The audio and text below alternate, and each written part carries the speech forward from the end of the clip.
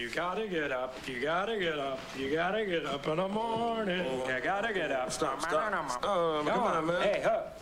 Come on, get up. Time to play. Come on, Huck, stop. Get up. All right. Oh, say no more, man. You're saying that we have a good chemistry? Yeah. Well, see, I think that comes from our differences. I enjoy having a protege. Because we don't agree on a thing. He's a little rebellious, but that's his youth. I don't have Wes's good looks or his physique. You know, I don't have that stuff. I like practicing chess with him and beating up on him and stuff like that. You know, it's good. It gives me an ego stroke every time I win. You know, we played chess, which he's not doing too well at. I basically can make or break him. HBO's First Look takes you behind the scenes with one of Hollywood's favorite duos. Wesley Snipes and Woody Harrelson in an exclusive look at the making of their new action-adventure comedy, Money Train. Money Train! I got a new plan! Do we have to talk about this now? Can't talk and run! I can't listen and run! With Jennifer Lopez. Hi, how you guys doing? Nice to meet you. Damn, this job is looking up. And Robert Blake. You mess with my train, and I'll kill you. Roll sound. Your very own ticket for a ride with Wesley and Woody on the making of Money Train. For producer John Peters, the Academy Award-winning producer of Rain Man and Batman, Money Train was the perfect vehicle to reunite Woody and Wesley. I always loved Woody and Wesley. And when I saw White Man Can't Jump, I thought they were a really crazy combo. Action! Do like this, just do like this. Good. Okay, walk. Done! Money Train was a project that came into us, and we saw the possibility, and we kind of crafted it for them. Money Train from Columbia Pictures and Peters Entertainment is the story of John and Charlie, two New York transit cops who are on a collision course with a train, with a woman, and with $4 million. Feel that. You know what that represents there? Freedom. Complicating matters is that John and Charlie also happen to be brothers. That report says you're brothers. You, sir, are a Negro. He is white. Is somebody trying to jerk me around? No, sir. Actually, we're foster brothers. Yeah, see, I ran away from this orphanage. Shut up! Ended up living with him and his family. And, you know, that became my family, and we grew up together. I'm black, and I'm proud. And you look. I'm quite sure there was a good balance between the two. You got any cash on you? What for? Well, if you must know, I'm buying you a Christmas present. Wherein John would serve as, you know, the logical side. You're gonna buy me a Christmas present with my money. Charlie's character would serve as the adventurous and spontaneous side. You don't have to count it. I trust you, man. You know, you can tell that we haven't always, you know, gotten along. We fight a little bit. Action! Then what's your complaint? My complaint is that you're always ahead and I'm always one step behind, and you're helping perpetuate it. I don't need this shit. No. Hey, You called me and put your hands on me, man. What are you gonna do about it, huh? Yo, I'm over here, you over there. No. I don't care. Make a move, man. Your wallets first, then rings and watches. Damn! What, you gonna blame this shit on me, too? Oh, this is definitely your fault. My Boy, back was to the street. Charlie, I'm so sick of your shit. Stop trying to pin everything on me, Because this one definitely is your fault. I don't care who caused the shit. Just give it up. Calling me a fuck up. Basically, it's about these guys who have been together their whole lives, two transit cops who are undercover policemen. They're almost the actors of the New York subway because they create these characters and they put themselves in vulnerable situations, therefore almost like bait. Shit! Fucking white boy. Bingo! Bingo! Get out the way! Come on, Grandma. No laying down on the job! I'm glad my pain amuses you.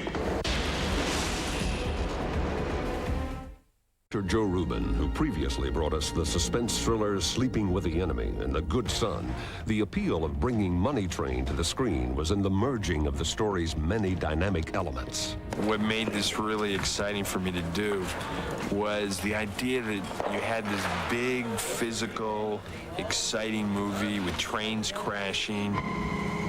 Cops running through the subway, jumping in front of subway trains, chasing bad guys. You had this big physical movie, but at the core of it was this relationship about these two foster brothers, Woody and Wesley.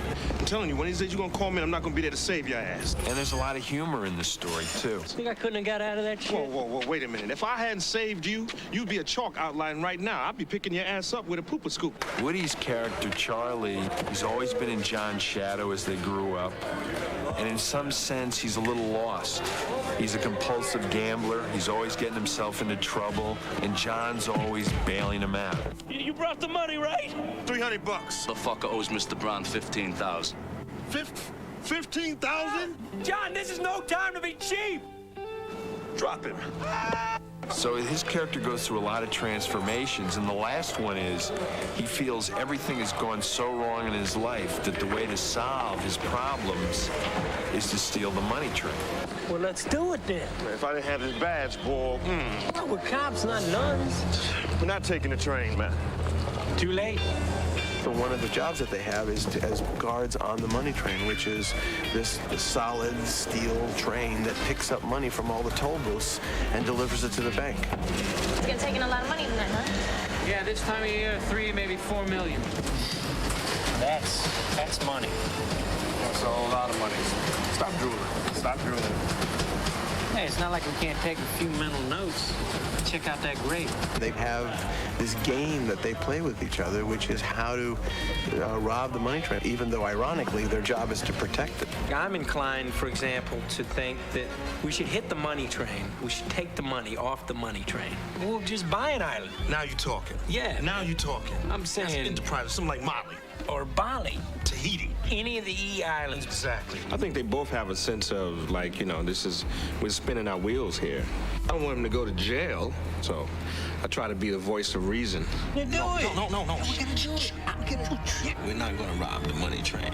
Why not? Because we're cops. We gotta do this.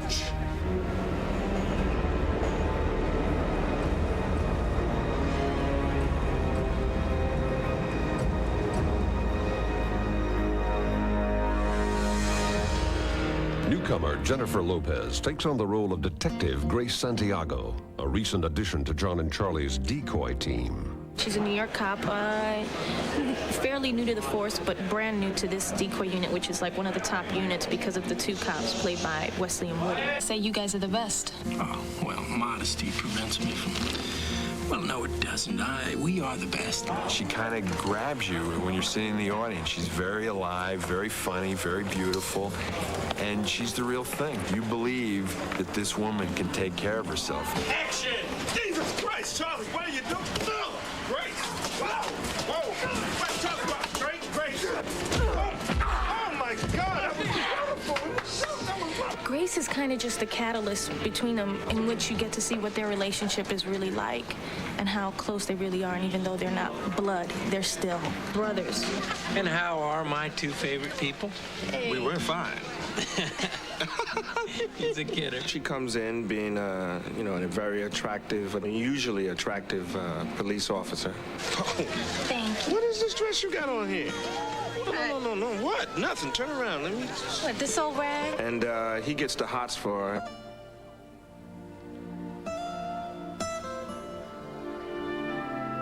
It's a story about brothers and what it's like to compete when you both fall in love with the same woman. They're both so unique. The characters are so different, but they're both so likable. Why don't you grab us a couple cervezas? What? Do you expect Grace to pay on her first night? And you know I'm having that cash flow problem. Oh, you mean you're broke? Right. Means that you ain't got a dime to your name, right? Lovely flower. He's a great guy, huh? Too bad he's gay. John and Charlie's nemesis is Transit Superintendent Donald Patterson, a tough-as-nails administrator played by veteran actor Robert Blake. Donald Patterson is the head of the subway security system and all that.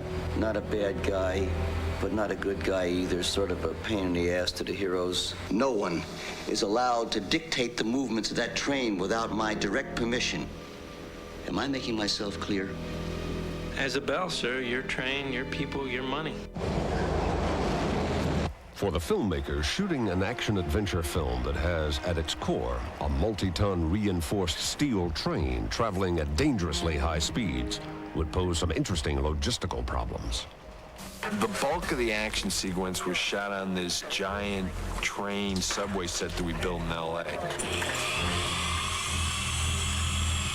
It looks exactly like the New York subway. It practically smells like the New York subway. There was no way we could have done it with any degree of safety in the subway system. We needed to control a subway and to have action and crashing trains. It was actually the largest set ever built because you couldn't shoot underground in the subway. First of all, it was too cold. Second of all, they had to shut it down at a certain time. It was too dangerous, and we couldn't do it.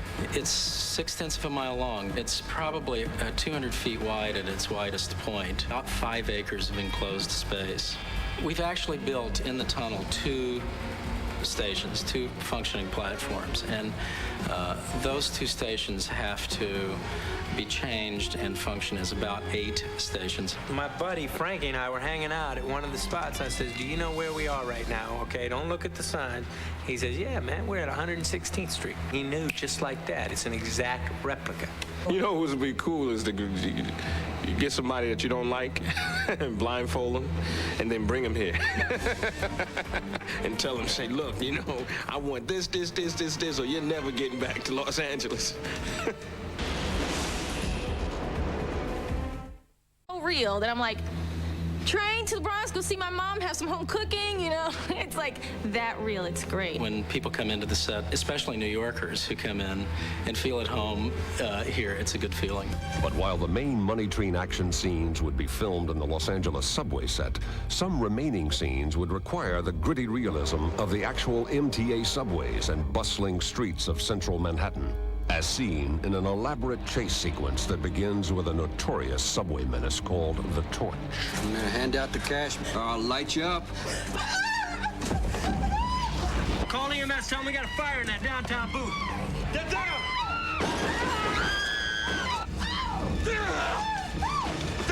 What we wanted to do as part of one of the chase sequences, a section running down the most elegant section of Fifth Avenue. And what we wanted to do was have our kind of crazy, grungy cops from underground chasing this psycho torch guy through these streets.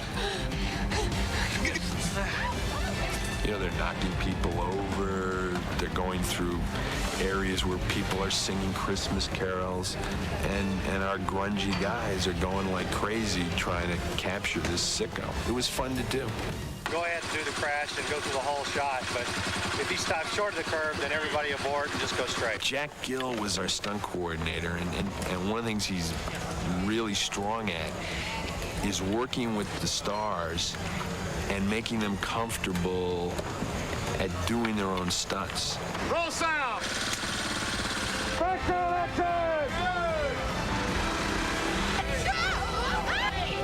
Come on, move out of the way! Charlie, no!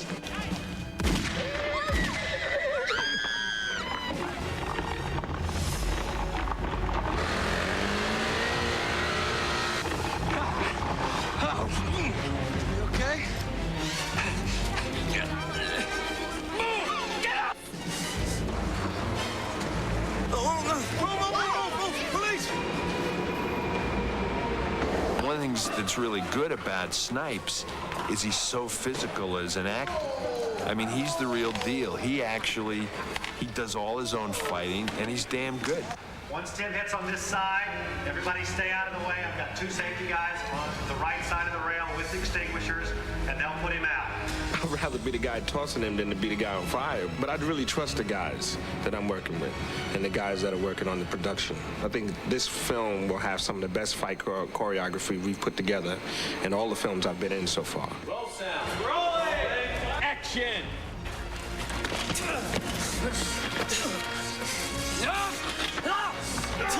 Now, you see what happens when you play with fire?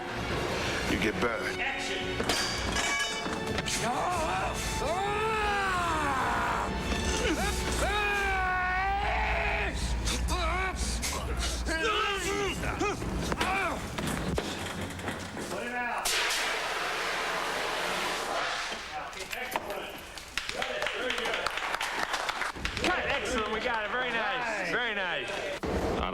projects that have been presented, this one was the most conducive to me and Woody working together again. We have a mutual respect for one another, and I genuinely like Woody. Money Train is actually the third time that Wesley and Woody have worked together in a film. I started his career with Wildcats, which he doesn't know it, but, you know, I proved him. Hey, baby. We were just talking about you. Don't call me baby. Yeah, back in Wildcats. We grew pretty tight. You know, we grew to have a respect for one another, and we both, you know, enjoyed each other's sense of humor. And then we did White Men Can't Jump. I bailed him out. He was going through an ugly time, a tough time. You know, you're not embarrassing me. You are pissing me off. That's what you're doing. Well, good, because unlike those guys, I assume you play better when you're mad. Am I right? I'm not listening to you. Yeah, but you are hearing me. They have sort of a complementary madness. They're both a little off. They both have tremendous energy, tremendous humor. 2 tokens for $1. And they have a very intense competitive relationship. You want me to admit I have a problem? Okay, I have a minute problem. Minute? John Bobbitt, he has a minute problem. You have a sickness. What led me to this one was primarily the opportunity to work with Woody again. I like to have fun and keep it loose in a very professional way. Do something, you know, a little bit more action, a little bit more comedy. I don't know what he's going to do 5 years hence, you know. I'll have to do another movie with him and bail him out yet again. It's an endless cycle with him. You know, to relive the magic. It's going to work out. Not this time. Hey, don't turn your back on me, bro. Whoa, whoa. Now, we're not brothers, all right? We don't think alike, we don't act alike, and we damn sure don't even look alike. Ever since we were kids, I've been carrying you on my back. Now I'm gonna give up my badge and my career for you? No, no. This is shaking time. You can get the fuck out of my life.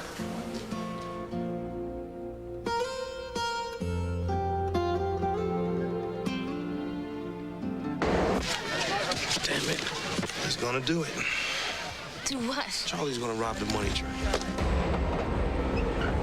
Charlie is going down, and you are the only family that he's got.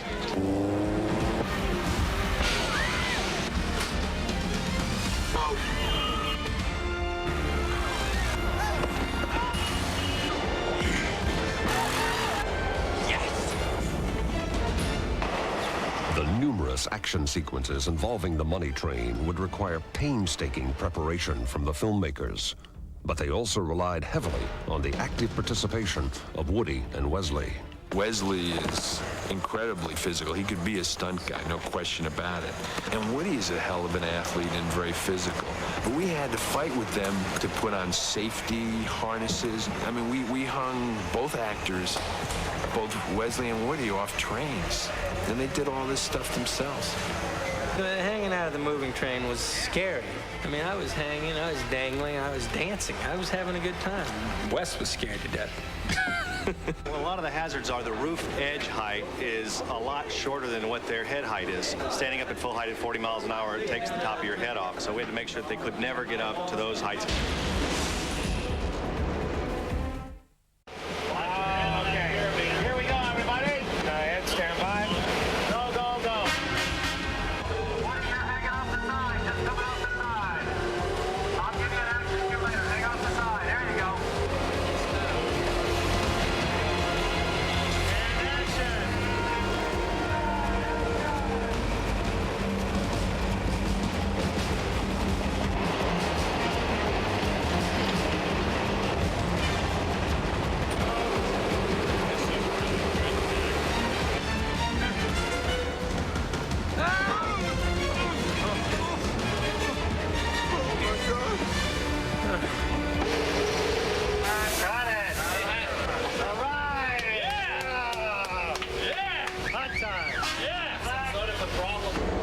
But the actors' commitment didn't just stop with a rooftop train walk. They were asked to go one step further. They're actually going to jump off of this train, go flying through camera, and land in front of us. So, and it's going to be at speed at 40, 45 miles an hour. There you go. Good. Now, when you reach with your hands, it's self. Just reach for that pole back there, this back pole. Yeah. There you go. It's not the leg, the broad legs. What is this the frog lady thing better with it. Man, it just suits. I'm ready. Let's go. All cameras. Go, go, go.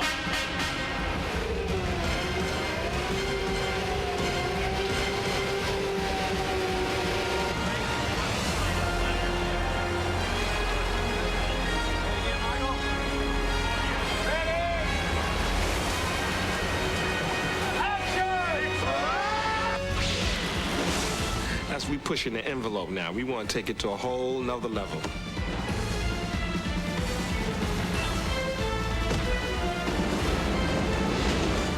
It's kind of a buddy action, kind of comedic, kind of dramatic.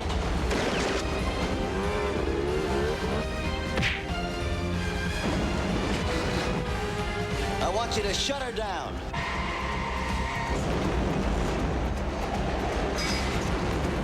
What do you mean it didn't stop?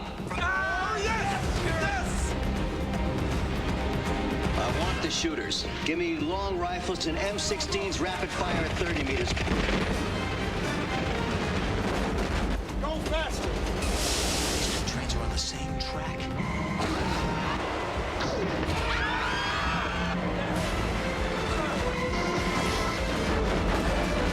It's you and me, man. What could stop it?